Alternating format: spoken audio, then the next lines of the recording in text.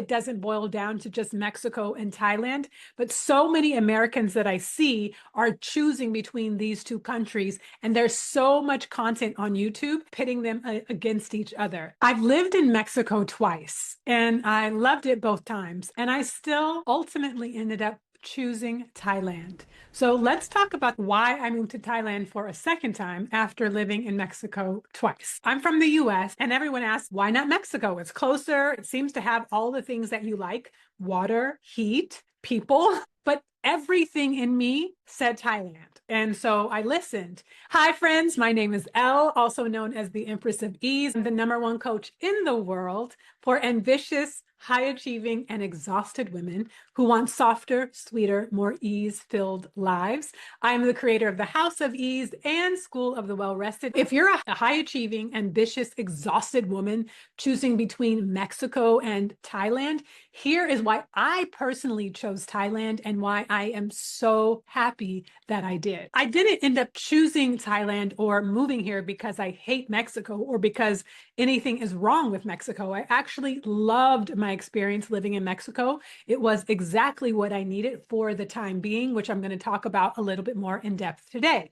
But I moved to Thailand and to Bangkok specifically because I cherish a life of ease, support, convenience, in addition to heat and sunshine. There's something really, really special about Thailand that Mexico doesn't have. Now, there are tons and tons of countries in the world. So I know it doesn't boil down to just Mexico and Thailand, but so many Americans that I see are choosing between these two countries. And there's so much content on YouTube pitting them against each other. There's also, of course, Panama, Colombia, Rwanda, Kenya, Ghana are also in the running. I did my Mexico chapter on the heels of a very traumatic relationship, which I talk about in this video here. I go much more in depth to my healing journey in Mexico. I lived in a very small pueblo that was a beach town, and it was warm and it was sunny. I lived there during high and low season. Of course, I loved it better in low season because there weren't as many tourists. I really was just there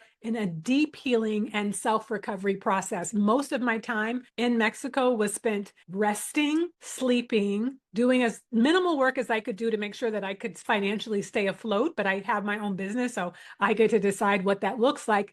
Going to the beach, eating good food, and going back to bed. That was literally most of my life because I was really just in a process of self-recovery and self-healing. I spent a lot of time in the ocean with my yacht, connecting to my healing, my spiritual work, my spiritual practice, and really my self-recovery. The ending of that relationship really blew apart my psyche.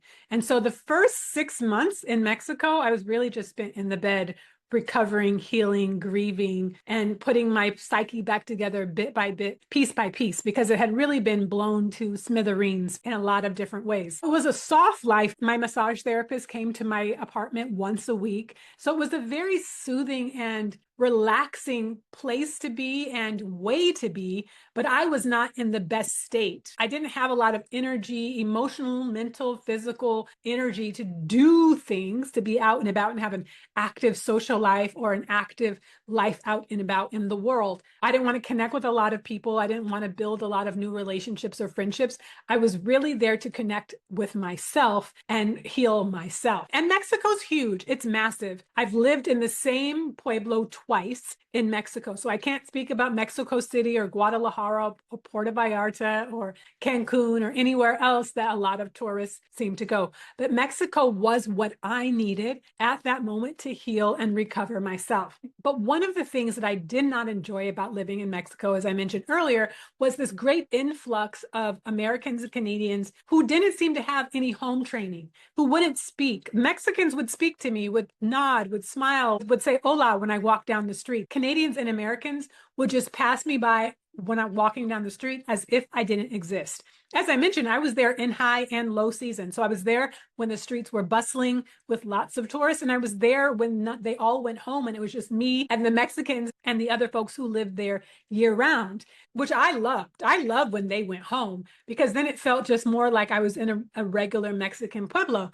But when everybody else was there, I could feel myself bracing because I didn't like how Americans and Canadians treated me. It didn't feel really good and at ease.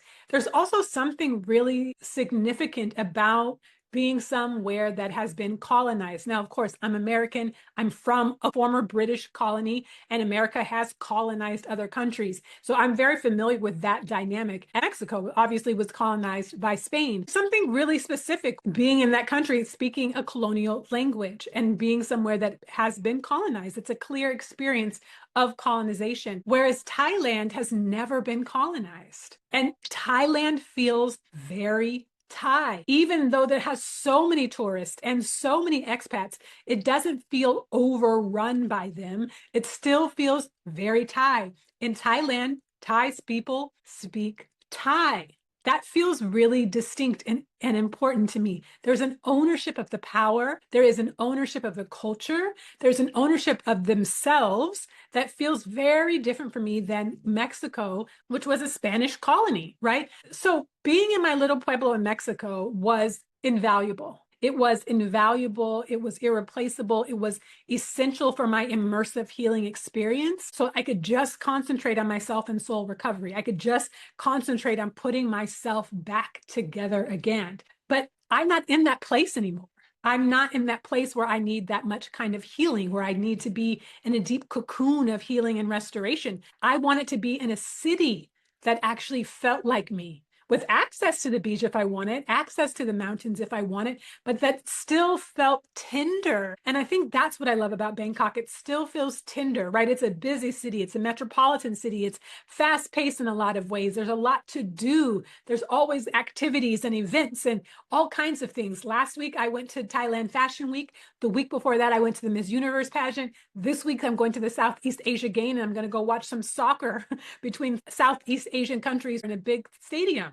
There's always things to do here. That's the point in my journey which I'm at. I could find a busy city in Mexico where there was all kinds of things to do and I could be out and about all the time. But the energy of Thailand is so soft and welcoming. And there's so much space for ease here, which I just deeply enjoy. It feels like Thailand is invested in ease as a culture, as a people, and Mexico doesn't feel that way. I mean, it definitely has more ease than the US, don't get me wrong, but it's not as couched in ease and convenience as Thailand is wholeheartedly and across the board.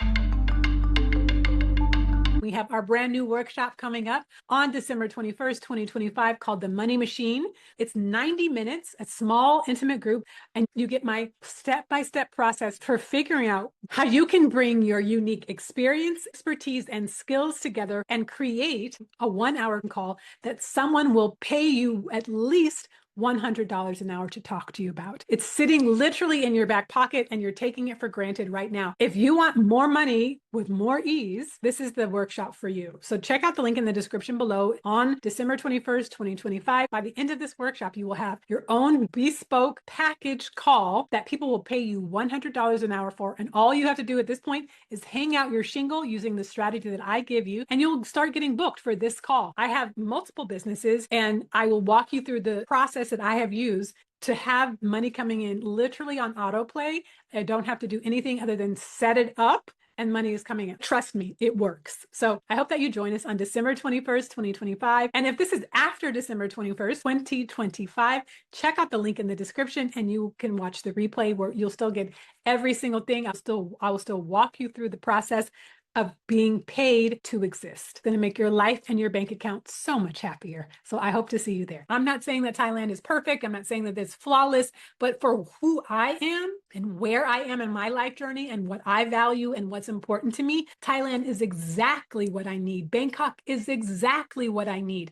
I'm sure I could find a similar beachy small town in Thailand, similar to the pueblo that I was in Mexico, and maybe have a similar experience. But the pueblo that I was in Mexico gave me exactly what I needed at that time. Exactly what I needed. It was the perfect place for me to do that degree of deep, immersive, soul-mending, transformational healing work with myself. And Thailand, Bangkok, is the perfect place that I need to be right now to be living a big city life. It's a big city, but it's a soft city.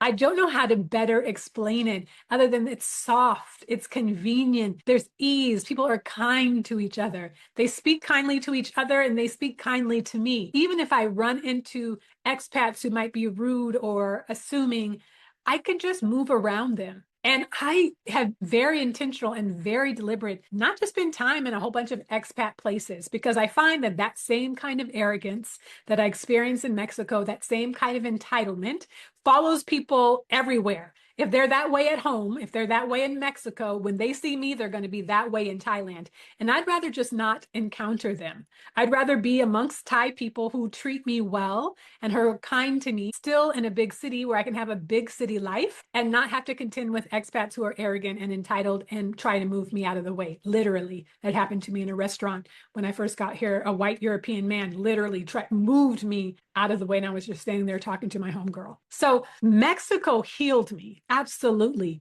And Thailand tucked me into a life that I wanted to live long term. I don't want to live in a beachy pueblo for the rest of my life, but I can imagine living in Bangkok for many, many years. It feels that good to me. I don't know that I will live here forever and ever, but I can definitely see myself here long term because until I get all the things I need from being here and now and create the life that I want that sustains me. People assume that Mexico is the obvious choice if you're moving abroad. But for me, the right choice was Thailand after having lived in Mexico twice. And I lived in Rwanda for a year between Mexico and Thailand. And I have a video right here where I talk about my life in Rwanda for a year. So I know a lot of people who have moved to Mexico and are totally happy being there. And I'm happy for them. And I've done it, right? I've been there, I've done that. But there's something really special that I don't know if I'll ever be able to fully articulate, but to be in a country full of people of color who have not been colonized by Europe, that's a very, very special, unique thing. Thailand is the only country in Southeast Asia that was not colonized by Europe. That matters. That shows up in the culture, that shows up in the food, that shows up in the traditions, that shows up in how they treat each other, that shows up in how they treat me, that shows up. It matters. And I appreciate that distinction. I appreciate that experience. It feels energetically different. A few weeks ago, I went to Vietnam for a week to get some dental work done. And it's clear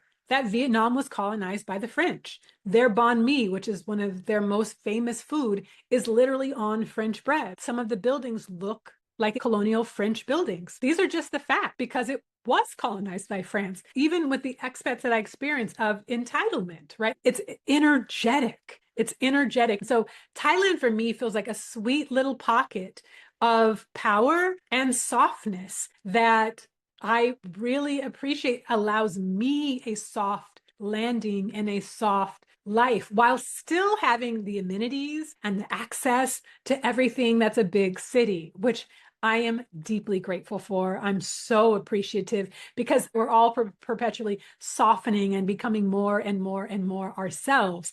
And so Thailand allows that. I don't have to be on edge. I don't have to be guarded. I don't have to be defensive. I can stay out late at night and not feel like my safety is threatened. I can walk the streets by myself any hour of the day or night and not feel unsafe. I am delighted to be here. I'm not saying that Thailand has everything perfect, but it is perfect for me right now where I am in my life. And maybe at a different point, I'll go to Mexico and enjoy visiting there again, but I can't imagine living there again. And for some people, maybe it's the perfect place, right? Maybe it's the perfect place for you. But this is why after living in Mexico twice, Thailand and Bangkok specifically feels like the right place for me. I lived in Chiang Mai in 2019 and I really enjoyed Chiang Mai, but I didn't really have an active life there. I was on the outskirts of the city, so I wasn't even in the hubbub of everything, but it didn't feel big enough for me and have the infrastructure that I value and that I wanted and that feels good to me. But I also wasn't in the same place that I am in now where I was looking for an active, dynamic city life that I could pop in and pop out of. One of the other greatest things that I love about Bangkok is that it has multiple very active Black communities. I actually went to 2 soul food Thanksgiving gatherings by 2 different Black expat groups in Bangkok.